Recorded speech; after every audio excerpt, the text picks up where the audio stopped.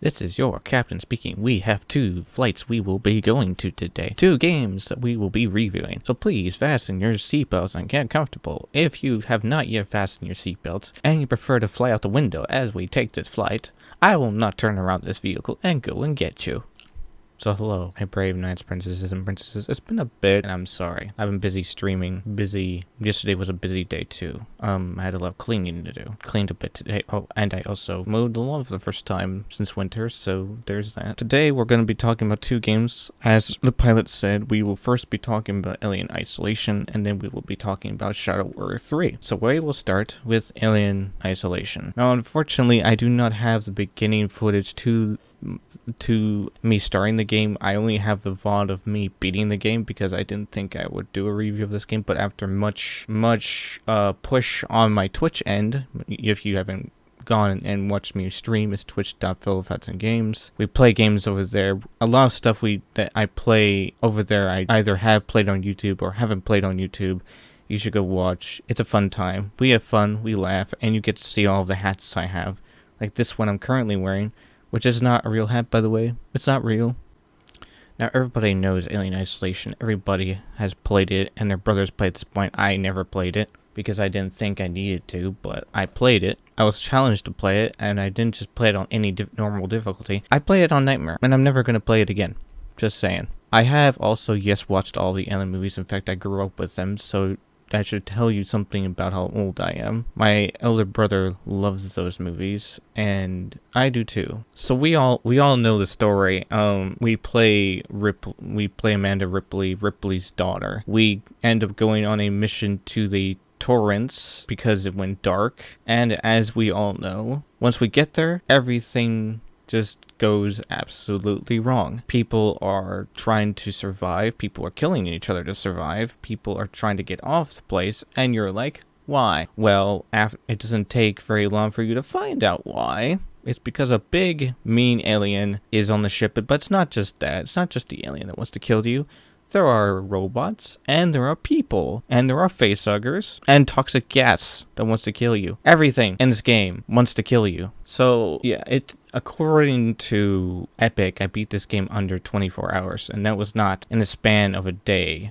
That was over the span of an accumulation of days, of me experimenting, trial and error, of me spending a lot of time trying to avoid this alien, and it was very hard to do, especially on Nightmare difficulty, because you have to really, really, really plan ahead how you're going to get past this thing. And I mean, I did it, but it was very difficult in some places, and I died a lot. Like, I don't have a counter, but I'm pretty sure I died over 1,000 times, at least. But you eventually find out that the Torrens sold out. You find out that there are eggs beneath in the engine room of the ship.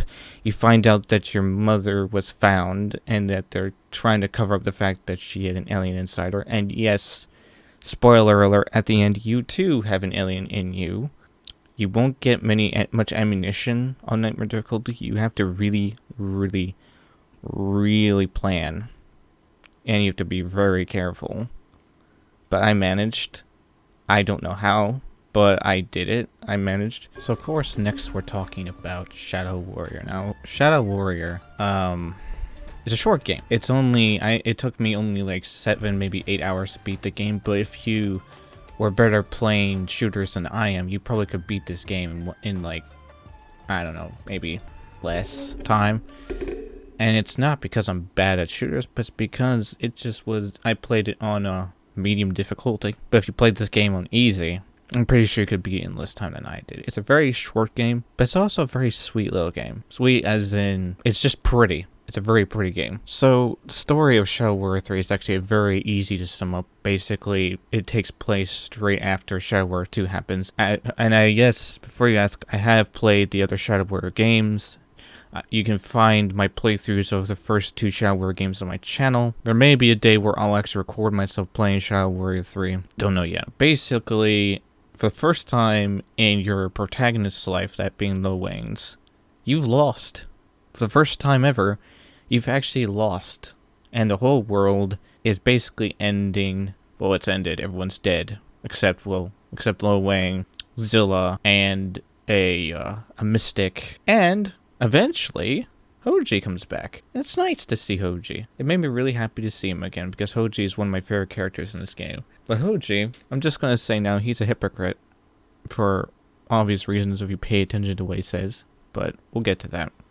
So yeah, you've lost. Lil Wang has lost for the first time in his life. And so he's basically wallowing away when Zilla finds him. I mean, Lil Wang thought he was dead, but he's not dead. Zilla never dies. He just can't. He refuses to. He's too Zilla to die. So Lil Wang teams up with Zilla because they're going to use Hoji's mask to basically blow up the dragon. Hoji stops them from doing that, however, because Hoji comes back, like I said, through what they do. Then Hoji directs Lil Wang to a cannon that Hoji made that destroyed the dragon the first time. Hoji tries to fire it off while also trying to take the dragon's power for himself after complaining that his brothers basically did the same thing. Hypocrisy. And if I was in Lil Wang's situation, I would have said, Hoji, you're an idiot. You just told me your brothers tried to imprison this thing and siphon its power for themselves, and here you are doing the same thing. And Hoji's like, why can't I have nice things? And I'm like, oh, after all I've sacrificed, I'm like, Hoji, if you truly valued what you sacrificed, you wouldn't be wanting that power. You wouldn't. But you're chaotic. You're chaotic good. So of course you want things. Of course. There are enemies in this game. There aren't many enemies, but because this game is short, and there are also guns. A lot of guns. You of course start with the sword. You end up with a revolver, and then it goes from there. My favorite gun out of all of these guns was a basilisk. This thing looks sick. I mean, just listen to it fire. And this game, did I mention this game looks pretty? It looks gorgeous. It's a gorgeous game.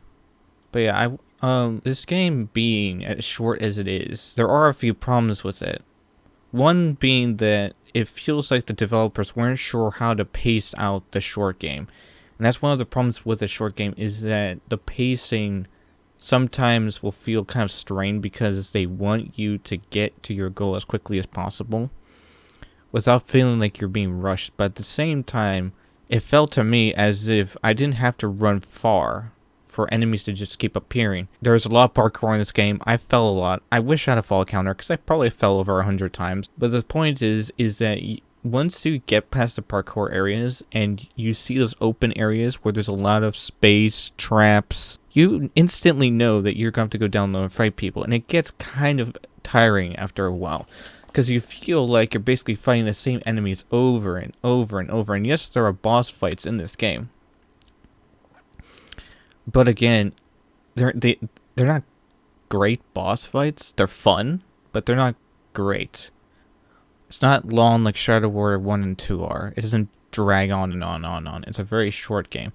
And I think that's what Devolver was going for, was that they wanted the game to be short, so that you could just get into it, play it, move on. They weren't trying to do anything groundbreaking. They made a lot of references to a lot of the culture that I understood, which makes me feel ancient because I understood a lot of the references they were saying. But it's a fun game. It comes to show that you don't need to necessarily something groundbreaking to make a good game. You just need to have fun. And that's what I think Devolver did, is that they just had a lot of fun with this game.